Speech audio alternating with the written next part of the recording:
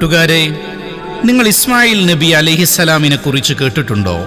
കുറേ കാലം മക്കളില്ലാതെ കാത്തിരുന്നിട്ടുണ്ടായ മകനെ അറുക്കാൻ കൽപ്പിക്കപ്പെട്ട ഒരു പിതാവിനെ കുറിച്ച് നിങ്ങൾ കേട്ടിട്ടുണ്ടോ? ത്യാഗത്തിൻ്റെ തീച്ചൂളയിൽ ജീവിച്ച് ഇലാഹി സമക്ഷം വിജയം വരിച്ച ഇബ്രാഹിം നബി അലൈഹിസ്സലാം ഹാജറ ബീവി റളിയല്ലാഹു അൻഹ ദമ്പതികളുടെ പ്രിയപുത്രനായി ഇസ്മായിൽ നബി അലൈഹിസ്സലാം ബൈത്തുൽ മുഖദ്ദസിൽ ഭൂജാതനായി.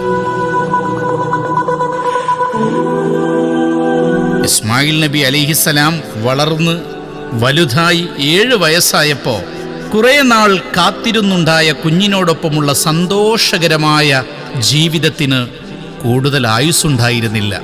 ഉറക്കത്തിലായിരുന്നു ഇബ്രാഹിം നബി അലൈഹിസ്സലാമിൻ്റെ അടുക്കലേക്ക് ഒരു ദൂതൻ കടന്നു വരികയും ആ വന്ന ദൂതൻ ഇങ്ങനെ പറയുകയും ചെയ്തത്: ഓ ഇബ്രാഹിം, താങ്കളോട് മകൻ ഇസ്മായിലിനെ ബലി കഴിപ്പിക്കാൻ വേണ്ടി അള്ളാഹു കൽപ്പിച്ചിരിക്കുന്നു. ഇബ്രാഹിം അലൈഹിസ്സലാം ഞെട്ടി ഉണർന്നു. ഞാൻ എന്താണ് ഈ കേൾക്കുന്നത്?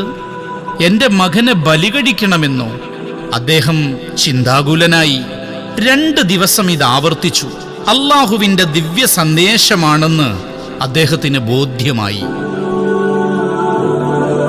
അങ്ങനെ മകൻ ഇസ്മായിൽ നബി അലൈഹിസ്സലാമിനെ ഇബ്രാഹിം നബി അലൈഹിസ്സലാം വിളിച്ചു വിവരം പറഞ്ഞു: മകനെ, അള്ളാഹു നിന്നെ ബലിയർപ്പിക്കാൻ വേണ്ടി സ്വപ്നദർശനം നടത്തിയിട്ടുണ്ട്. നീ എന്തു പറയുന്നു? ഇസ്മായിൽ നബി അലൈഹിസ്സലാം വളരെ പുഞ്ചിരിയോടെ പറഞ്ഞു: പിതാവേ, അങ്ങയോട് എന്താണോ അള്ളാഹു കൽപ്പിച്ചത് അതങ്ങ് നടപ്പിലാക്കുക. അതിലെനിക്ക് യാതൊരു ദുഃഖവുമില്ല. വലിയ പരീക്ഷണത്തിന് ചരിത്രം സാക്ഷിയാവുകയാണ്. പിതാവ് പുത്രനെ അറുക്കുന്ന പരീക്ഷണം. ദൈവകൽപ്പന പ്രകാരം ഇബ്രാഹിം നബി അലൈഹിസ്സലാം ഇസ്മായിൽ നബി അലൈഹിസ്സലാമിനെ ബലി നൽകുവാൻ സന്നദ്ധനായതും എന്നാൽ അദ്ദേഹത്തിൻ്റെ സന്നദ്ധതയിൽ തൃപ്തനായി അള്ളാഹു ബലി തടയുകയും ഒരാടിനെ ബലി നൽകുവാൻ കൽപ്പിക്കുകയും ചെയ്തു. ഇതിൻ്റെ അനുസ്മരണമായി മുസ്ലിമീങ്ങൾ ഈദുൽ അൽഹ അഥവാ ബലി പെരുന്നാൾ ആഘോഷിക്കുന്നു.